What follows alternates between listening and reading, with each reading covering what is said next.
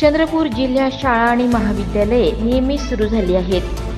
त्यामुळे शालेय विद्यार्थ्यांची आणि प्रवाशांची संख्या भरपूर असल्याने काही विद्यार्थ्यांना उभं राहून प्रवास करावा लागतोय, तर उर्वरित विद्यार्थ्यांना बसमध्ये घेतल्या जात नसल्यामुळे विद्यार्थ्यांना शाळेपासून मुकावं लागत आहे। तसंच ज्या बसेस सुरू आहेत त्यांच्या वेळा अनियमित असल्यामुळे विद्यार्थ्यांना शाळेचा तास आणि वर्ग सोडून बस पकडण्यासाठी पायपीट करावी लागते आहे आणि त्यामुळे वायगाव, निंबाळा आणि मामला परिसरातील शेकडो विद्यार्थ्यांचे शैक्षणिक नुकसान होत आहे।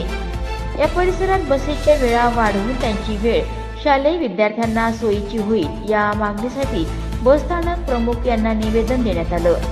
बस सोयीची नसल्याने विद्यार्थ्यांची शाळा बुडते। बसेसच्या वेळा विचित्र असल्यामुळे कित्येक विद्यार्थ्यांना पहिला किंवा शेवटच्या तासाला मुकावं लागतं आणि त्यांच्या शैक्षणिक वाटचालीवर परिणाम होत आहे।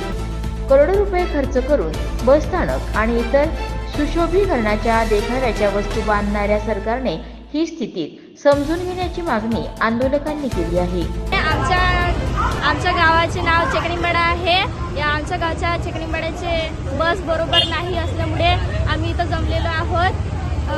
आमच्या गावाला जाताना मामला पडते, तिथं बस काही थांबत नाही। पॅसेंजर जास्त असल्यामुळे ते थांबत नाही आणि आमच्या सुट्टीच्या वेळी बस लवकर लागते म्हणून आम्ही 2 पिरियड सोडून येतो।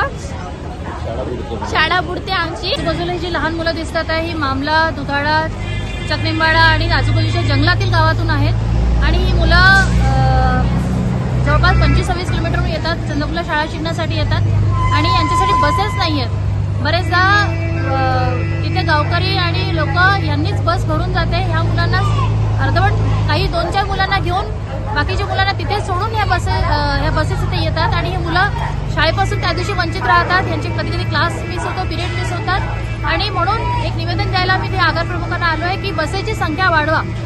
चंद्रपूरमध्ये कोट्यावधीचं नवीन बसस्टँड बनतो आहे, अनेक अशा सुशोभीकरणाच्या वस्तू इथे बनवल्या जात आहेत, पण नेमकी बसस्थानकाच्या मार्फत बसची सुविधा ही व्हायला पाहिजे। परिवहन महामंडळाच्या मार्फत जंगलामध्ये राहणाऱ्या लोकांसाठी आणि विद्यार्थ्यांसाठी जी सोय व्हायला पाहिजे ती न होता दुसऱ्या कुठल्या तरी याच्यासाठी निधी खर्चला जातो आणि मुख्य जी सेवा मिळायला पाहिजे विद्यार्थ्यांना ती मिळत नाही आणि म्हणून हे निवेदन देण्यासाठी इथे